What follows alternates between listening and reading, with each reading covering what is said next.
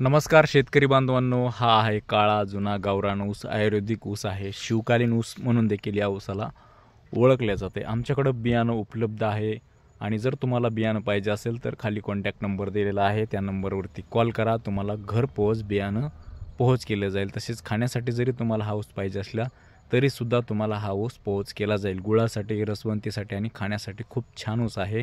आरोग्यदायी ऊस आहे. खायला खूप सॉफ्ट नरम आहे.